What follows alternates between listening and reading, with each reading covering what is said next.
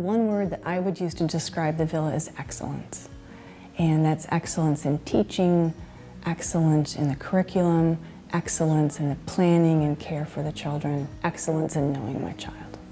You have a community that your child can feel a part of and that you can feel a part of, that you can trust is engaging your children in the way that you would hope they would.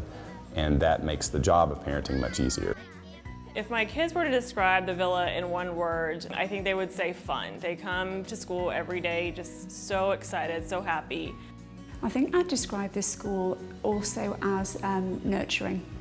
If questions arise and they have problems, because the groupings feel so small and so sort of centred, they're able to focus on those children.